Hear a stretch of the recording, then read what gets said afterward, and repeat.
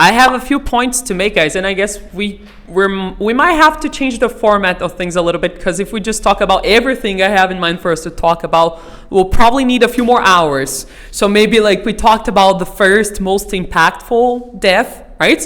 And I guess we should just go on and hop onto the last topic, that is the not death, right?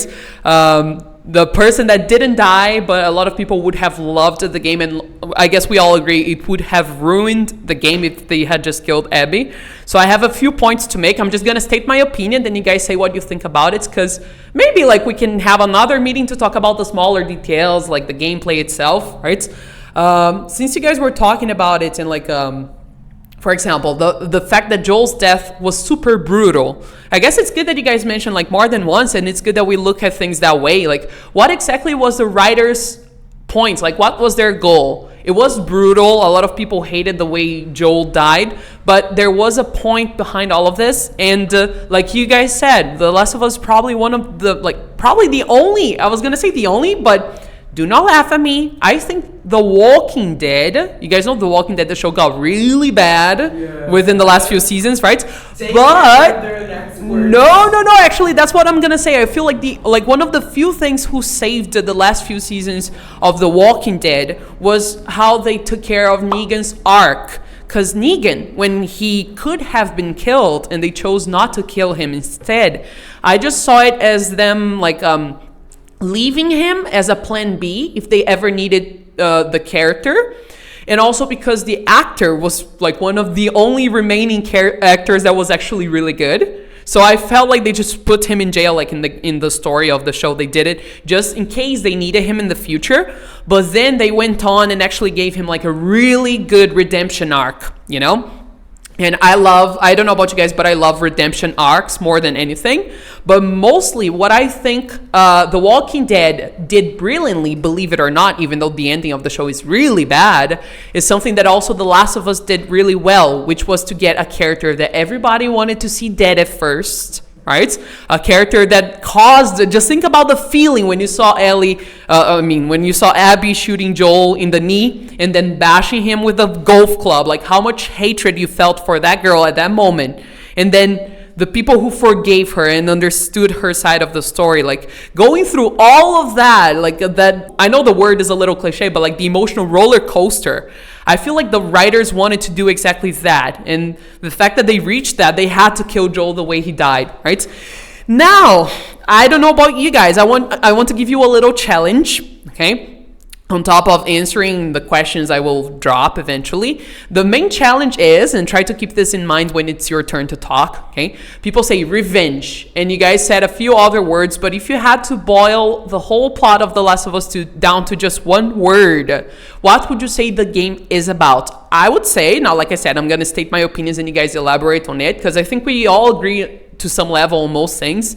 But I think the only word that can properly define the game is it's a game about guilt, right? And the fact that Ellie did not forgive Joel in time for them to have like at least a few days of like a father and daughter relationship, properly saying. We know that she disagreed. We know she didn't want, like if she could have had the choice, like if we went back in time and the Fireflies had given her the choice, she would have chosen to die. And even if Joel decided to go rogue and kill everybody, he would have lost Ellie because she wanted to die. The fact is they didn't give her a choice. Joel made that choice in her place, right? And she punished Joel for years after she found out, because she was mad at him and that was her purpose. She wanted to fulfill her purpose. Which leads me to the following point.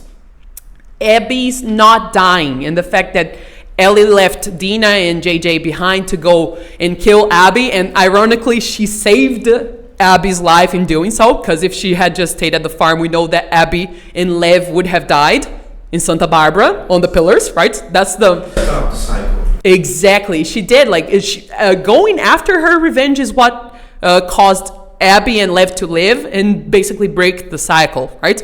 Now something else, because people think the last scene And the fact that Ellie looks like she's gonna kill Abby the moment she finds her on the pillars because she grabs the switchblade, right? But then she does it only to cut her down, cut her loose, and let her go. But then the moment she sees her own blood and she gets that flashback of Joel, she's like, no, I have to kill her. I have a few things to say about that because if you guys don't know it, Ellie is probably my favorite fictional character, even though I agree mostly with Abby through most of the game when I think about it. I know Ellie made a lot of poor choices, right? But the one thing I love about it, and like, again, the writer's goal, I think like a lot of people wanted Abby to die, and they felt like Ellie even wanted to kill her at some point when she started the fight. And you guys remember she put the switchblade to Lev's neck to force Abby to fight, right? People said, oh, well, she could just have stabbed Abby right there and then. But to me, that's the thing. She never really wanted to kill Abby. I mean, she wanted to partially to feel like she got some revenge, right? Action, like exactly. This is the point, I guess. She didn't approve what Joe did, but she was doing exactly the same thing, like because she felt like she had to, right? And no, it's like her parents and dads. When a kid have a bad parents creation, they tend to reproduce the same behavior. Mm-hmm. She was doing like blindness. It was her because she was doing it. And then she realized, wait, I'm being exactly like him. I feel like the moment, guys, she was choking or like she was about to drown Abby, I don't know what channel it was. I know I watch a lot of channels on YouTube and I love watching and hearing people's opinions. Even when I disagree with them, I feel like, I don't know, I like it. It's almost a hobby, you know? But to me, like the thing is, why did she choose to let Abby go? The moment she could have killed her, bless you, Lucas, and she chose not to do it. There's a thing, but it's a side note, I'm just gonna say it. I feel like Ellie had to have that power. The moment she literally saw it, she could decide whether Abby lived or not. The moment she was like drowning her, that was the moment she put everything in perspective and she was like, what am I about to do? I punished Joel. Like he literally chose to kill all the fireflies and he doomed mankind for me to keep me alive. And when I learned that, I punished him by staying away from him for years because I know what he did was wrong. And I am about to kill this girl that was left fatherless because of his decisions. Like I punished him and I want to kill this girl for punishing him as well. She punished him the best way she could because he took the person she loved the most from her. We both agreed on this, that he was wrong. So what am I getting exactly by killing him? I think The Last of Us is about emotions. We say that Ellie broke the circle of revenge, but no, it was Abby first in the moment that she chose not to kill Gina. Ellie had her revenge because she killed all of friends that Abby has. Mm-hmm. And when Ellie said, no, don't kill her, she's pregnant, Abby stopped. Ellie killed a girl pregnant. We need to remember that. Let's just make a little pause, Jonathan. I guess it's good to remember, like, she was ready to kill Dina. Lev is the one that stopped her, right? Yeah. But she listened to Lev, so that shows it, right? She was like, okay, it was like, bah, o piá tá certo. And I think it's about emotions. Because of that, I hate Abby, but I see the wow! You're just gonna say that like that?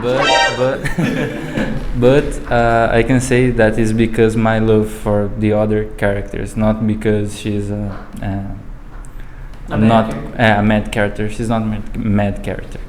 Well, like, I think something to define, I think will be bad choices. A bunch of bad choices were made by, I think most Ellie made, because like the choice of Ellie killing almost all of Abby's friends as well. She killed a pregnant woman as well just because of her revenge, and we see her regretting her later. I think like the final third of the game is just about like the correcting the bad choices, most of good choices, when she goes to the farm with Tina, like after Abby almost kills Tina. I think the game from there on is just like making good choices, choosing like she let Abby leave, and I agree with letting Abby leave, because you can see the relationship of Abby and I forgot his name. Lev, kind of like Joe and Abby in the beginning of the first game. They hated each other because they were very different. Also, they were of different factions. But once Abby starts seeing Lev, like how much he's been through, how he actually lived, like he has no actual faults about this conflict.